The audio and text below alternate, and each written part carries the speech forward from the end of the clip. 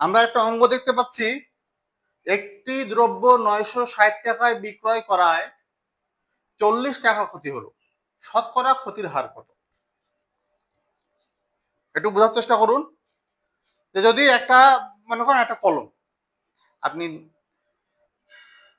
10 টাকায়, একটা কলম আমরা ধরি, একটা কলম আমি 10 টাকায় বিক্রয় করলাম, আমি একজন ব্যবসায়ী, একটা কলম আমি 10 টাকায় বিক্রয় করলাম, বিক্রয় করে আমার 2 টাকা লস হলো বা 2 টাকা ক্ষতি হলো, তাহলে আসলে কলমটার ক্রয় মূল্য কত ছিল? তাহলে 12 টাকা ছিল। ক্ষতি যেহেতু হয়েছে, 10 টাকায় আমি বিক্রি করছি আর 10 টাকায় বিক্রয় করছি আর 2 টাকা কি হয়েছে? ক্ষতি হয়েছে। তার মানে কি? তাহলে 10 টাকায় বিক্রি করায় 2 টাকা ক্ষতি হয়েছে। তাহলে 10 এর সাথে 2 যোগ করলে আমার ক্রয় মূল্যটা বের হয়ে যাচ্ছে। 10 টাকায় বিক্রয় করায় 2 টাকা ক্ষতি হয়েছে।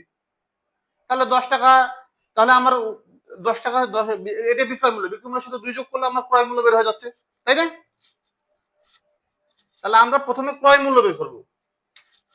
ক্রয় মূল্য, ক্রয় মূল্য কত? 960 টাকা। বিক্রয় মূল্য কত? 960 টাকা প্লাস ক্ষতি কত? 40 টাকা। তাহলে কত আসতেছে? 1000 টাকা, তাই না? তাহলে আমরা ক্রয় মূল্য বের করে ফেললাম। আচ্ছা, ক্রয় মূল্য বের করার কি কারণ?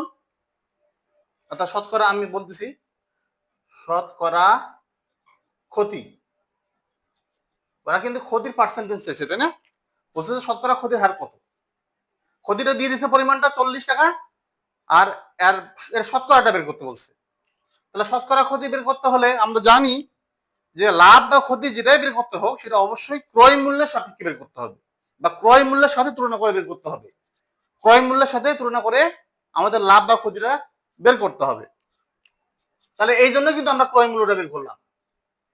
তাহলে এখন আমরা আমরা কার সাপেক্ষে ক্ষতির পার্সেন্টটা বের করব? ক্ষতির পার্সেন্টেজটা ক্রয় মূল্য সাপেক্ষে। ক্রয় মূল্য কত?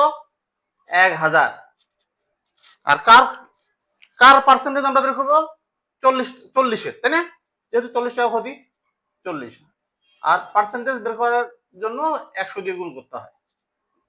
তাহলে এই 2 শূন্য, এই 2 শূন্য কাটা, এই শূন্য, এই শূন্য কাটা, তার মানে কি আসতেছে? এই যে 4% হচ্ছে আমাদের আনসার। 4% কি আনসার। আশা করি আপনারা বুঝতে পেরেছেন।